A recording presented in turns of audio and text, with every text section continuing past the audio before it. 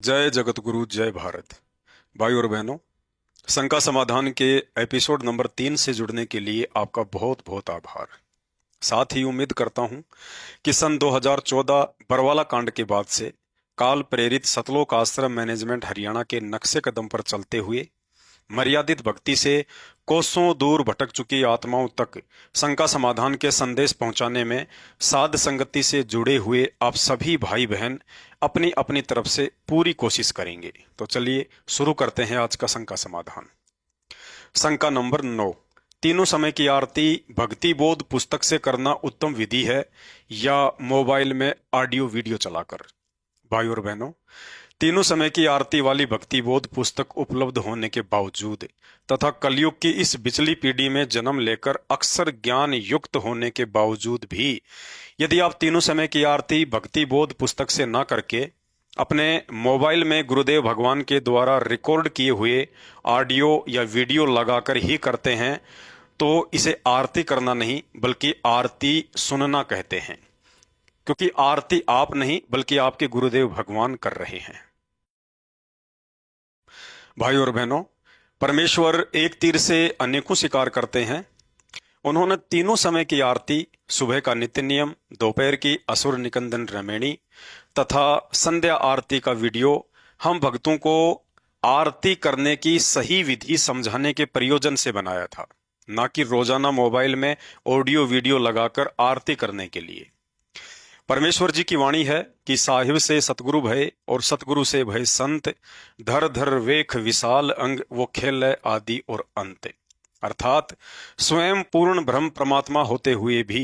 गुरुदेव भगवान ने एक सुयोग्य शिष्य की भूमिका निभाते हुए भक्ति बोध पुस्तक हाथ में लेकर तीनों समय की आरती का वीडियो बनाकर गुरु शिष्य परंपरा का निर्वाह करते हुए अपना शिष्य धर्म भी निभाया और हम भक्तों को एक शिक्षा भी दी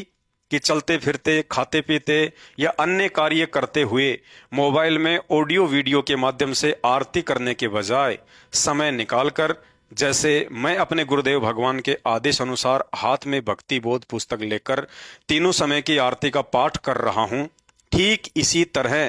तुम भक्तों ने भी तीनों समय की आरती का पाठ हाथ में भक्ति बोध पुस्तक लेकर पढ़कर ही करना है, ना कि मोबाइल में ऑडियो या वीडियो चलाकर।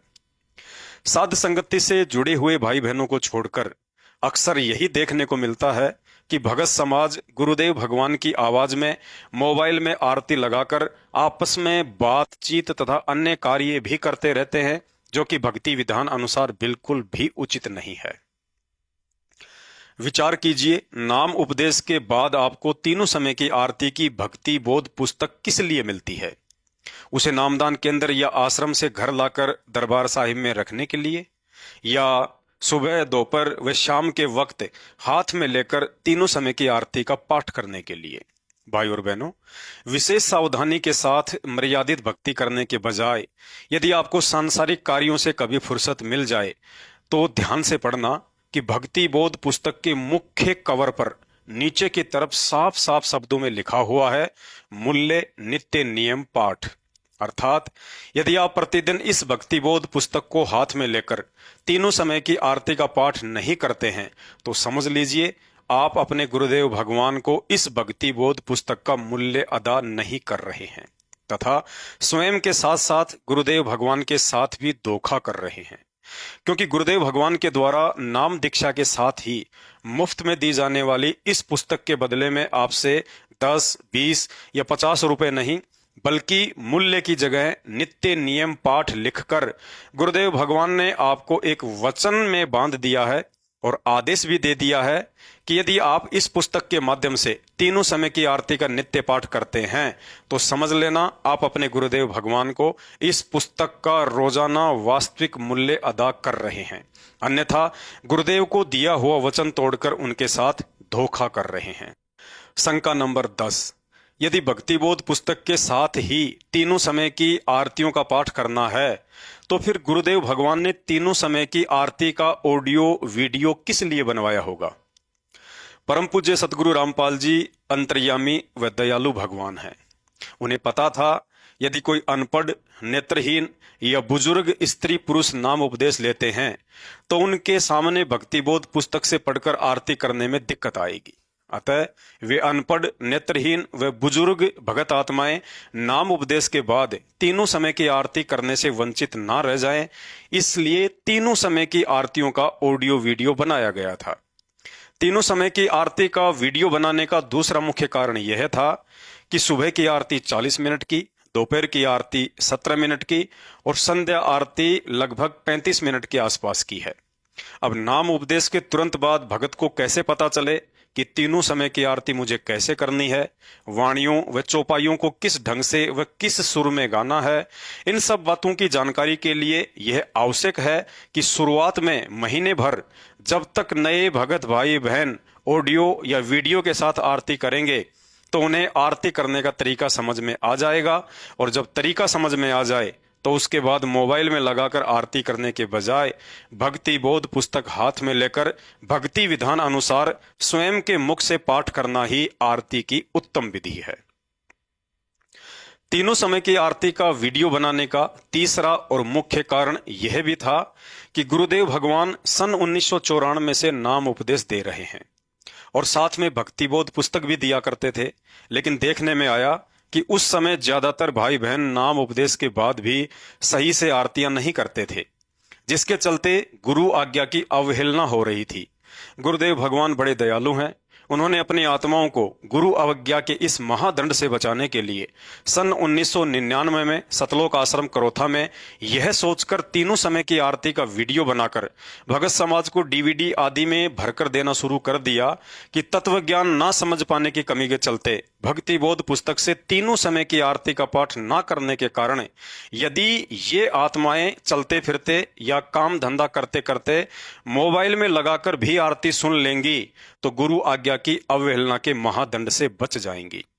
और धीरे धीरे जब इनको तत्व ज्ञान व भक्ति विधान समझ में आने लगेगा तो विधिवत तरीके से आरती के समय अन्य समस्त सांसारिक कार्यों को छोड़कर भक्ति बोध पुस्तक के साथ तीनों समय की आरती भी करना शुरू कर देंगे। परंतु उन बातों का आज सालों साल गुजर जाने के बाद भी भगत समाज को अपने आत्म कल्याण के प्रति उस स्तर की आध्यात्मिक जागरूकता और चेतना नहीं हो पाई है जो चेतना गुरुदेव भगवान देखना चाहते हैं। आज भी 80% भाई बहनों ने मोबाइल से ही तीनों समय की आरती करने का अपना नियम बना रखा है। ज्यादातर भगत परिवारों में सुबह उठते ही मोबाइल में आरती चलाकर छोड़ दी जाती है। आरती के समय कुछ लोग सो रहे हैं, कुछ लोग अन्य काम में लग जाते हैं, तो कोई बाथरूम में जाकर बैठ जाता है। कुछ लोग तो मोबाइल में आरती लगाकर अपने काम धंधे में इतने व्यस्त हो जाते हैं कि नित्य नियम के साथ कब असुर निकंदन रमेणी भी खत्म हो गई है उन्हें पता ही नहीं चलता। ध्यान आया तो मोबाइल बंद कर दिया, नहीं तो चलता रहता है। कुछ परिवार ऐसे भी हैं जिन्होंने सुबह 5 बजे के अलार्म की जगह नित्य नियम को सेट कर रखा होता है। सुबह के 5 बजते ही नित्य नियम तो शुरू हो जाता है, लेकिन खुद बिस्तर पर ही करवट बदलते रहते हैं। भाई और बहनों, पूर्ण ब्रह्म परमात्मा सतगुरु रामपाल जी भगवान द्वारा बख्शीश इस सतभक्ति को भले ही हम भाई बहन अपनी नासमझी के चलते हल्के में ले रहे हैं, लेकिन हकीकत यह है कि इस पूर्ण मोक्षदायिनी सतभक्ति को प्राप्त करने के लिए तो 33 करोड़ देवी देवता भी भिखारियों की तरह लाइन में खड़े रहने को तैयार हैं। लेकिन उनका दुर्भाग्य कि वर्तमान में उन्हें इस सतभक्ति से वंचित ही रहना होगा। परमेश्वर रामपाल जी भगवान की सतभक्ति से जुड़े हुए भाई बहनों का सौभाग्य है कि उन्हें वर्तमान में ऐसा अनमोल भक्ति दान प्राप्त हुआ है, और निसंदेह उससे भी बढ़कर परम सौभाग्य साध संगति से जुड़े हुए भाई बहनों का है, जिनके ऊपर गुरुदेव भगवान ने न केवल भक्ति दान की दया बख्शी, बल्कि इस सतभक्ति को मर्यादित व विधिवत तरीके से करने की समझ और सद्बुद्धि भी बख्शी है। और साध संगति के माध्यम से अब अन्य भगत भाई बहनों तक भी वीडियो बनाकर ये बातें पहुंचाई जा रही हैं। शंका नंबर 11, आजकल मोबाइल में आरती की पीडीएफ पुस्तक उपलब्ध हो जाती है, क्या मोबाइल के माध्यम से भक्तिबोध पुस्तक को पढ़कर आरती कर सकते हैं? मोबाइल में पीडीएफ फाइल से पढ़कर भी तीनों समय की आरती का पाठ कर सकते हैं। हमने केवल वाणियों पर ध्यान रखकर आरती करनी होती है, फिर चाहे पुस्तक हाथ में लेकर करें या भक्तिबोध पुस्तक को मोबाइल में पीडीएफ फाइल से पढ़कर करें, दोनों एक ही बात है। शंका नंबर 12,